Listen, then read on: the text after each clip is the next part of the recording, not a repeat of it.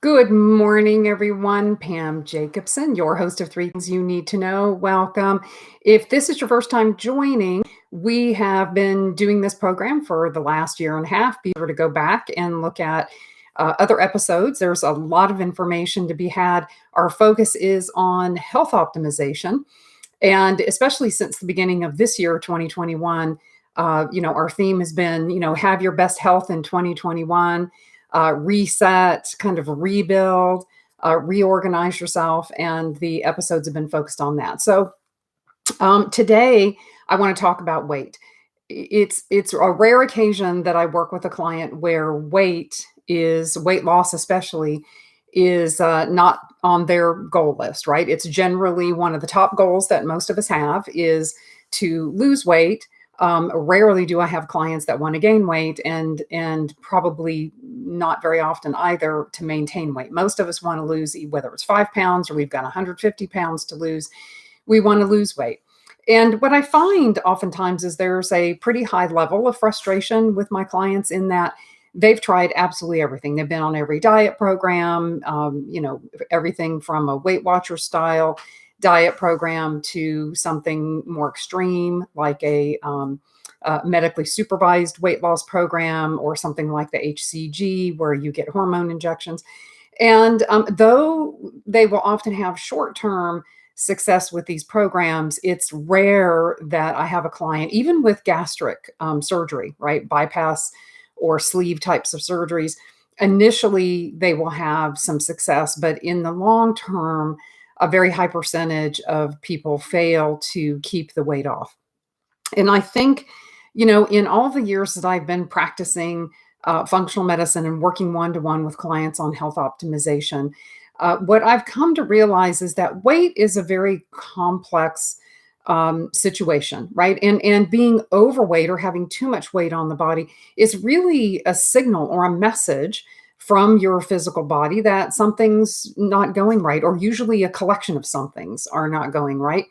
Not the least of which, of course, is going to be diet. So, absolutely, there's no question that diet, that calories, that macro combinations of fat, carbs, proteins, all impact our ability to have normal weight or to manage weight. So, but that's just part of it. And I wanted to talk to you.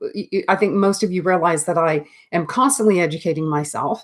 And in that process, I listen to a lot of podcasts. I follow a lot of different experts.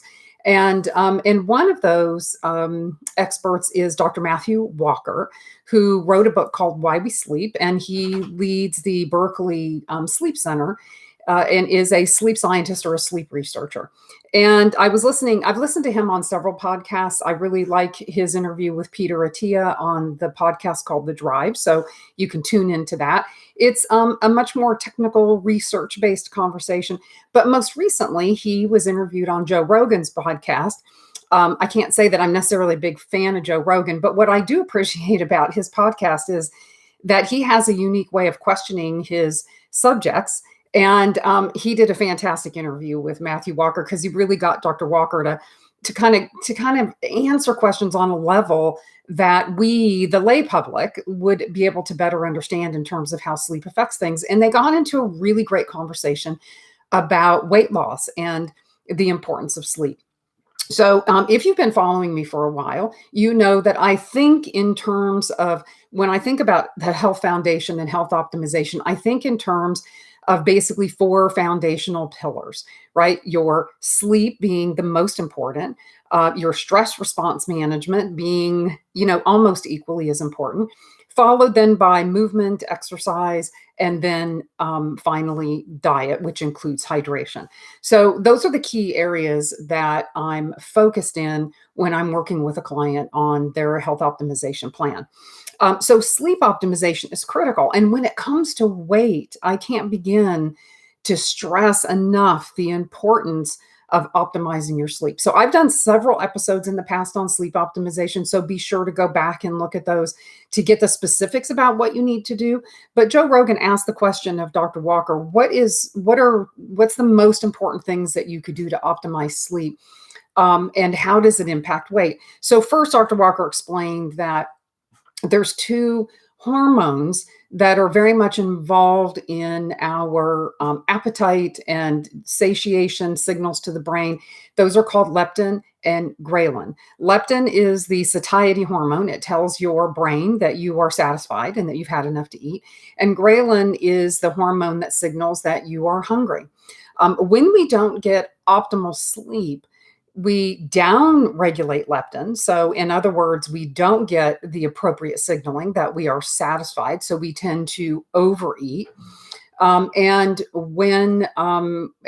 upregulate ghrelin, which makes us feel like we're hungry all the time, especially for fast carbohydrates. So, how do we get these hormones? When does this happen? Well, it really has to do with not only the hours of sleep, which are important because you have to sleep long enough to get into enough cycles of restorative sleep, but it is also the depth and the quality of those cycles. And there's deep sleep, and then there's REM sleep. And deep sleep is the area where we do repair for the body and the balancing of hormones and production of hormones such as leptin and ghrelin. So it's when Joe Rogan asked Dr. Walker what were the most important things, he said, well, first of all, you have to be consistent with your sleep and understand that in the first couple of hours of sleep is where you're going to get most of your deep sleep.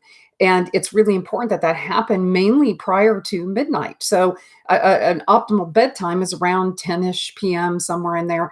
And this control of these hormones that affect your weight is going to largely take place in those first couple of hours leading up to midnight. So be consistent with your bedtime. Pick a bedtime around 10 p.m., somewhere between 9 p.m. and 11 p.m. is probably optimal.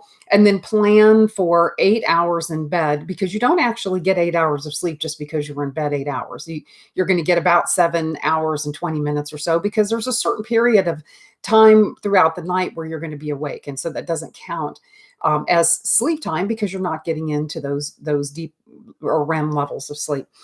So sleep is pretty complicated. I would recommend a few things. Go back and look at my previous shows on sleep. Read Dr. Walker's book called Why We Sleep.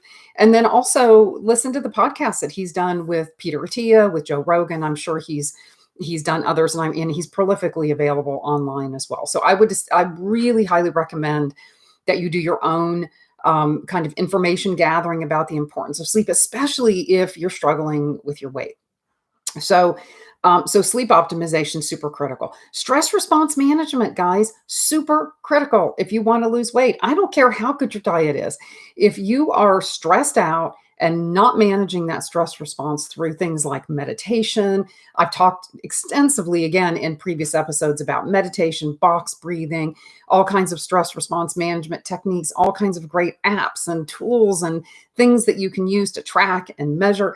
Go back and look at all of those shows, because if you feel like you're doing everything right when it comes to diet and exercise, but yet your weight is not budging, then your issue is probably in either poor sleep optimization but probably it's a combo, stress response management, because that really impacts sleep, but it also impacts the hormones that we talked about earlier, leptin and ghrelin. If you are in stress response, and most of us are, you can probably tell by my appearance today, I'm in my what I call unplugged mode, and my house is under construction, and I'm in this crazy junk room surrounded by stuff, and so my life's a little topsy-turvy right now. And I have even been able to kind of use myself as a learning tool, because what I see is the more stressed I am, the less time I feel like I have, the less apt I am to do my breathing or my meditation, and the more inclined I am to eat high carbohydrate foods. And the reason is because my nervous system is not able to discern the difference between, oh, her house is just under construction and she's got a lot of time pressure, or she's in a jungle and a lion's chasing her, is going to kill her when it catches her, right? The nervous system reads everything in terms of survival.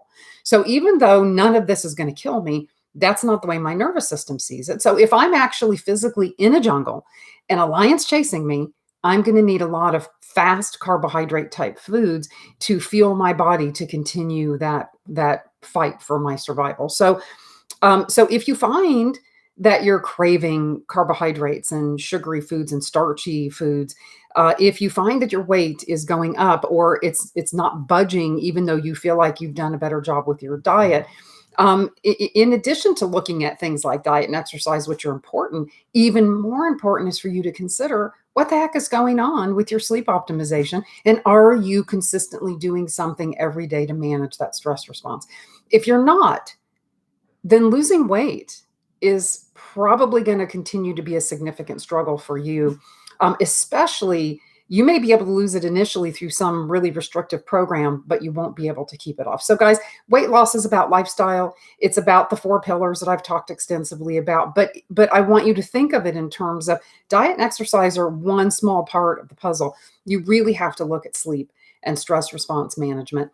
And as I said, I've extensively talked about these things in the past. So go back, look at those previous episodes.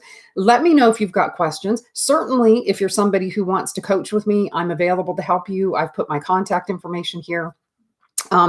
Otherwise, I hope you all have a great week. And I'll talk to you next week. If there's a subject you want to know more about, let me know. Otherwise, I will be back with you all next Wednesday, 9 a.m. Pacific time. Take care. Have a great week.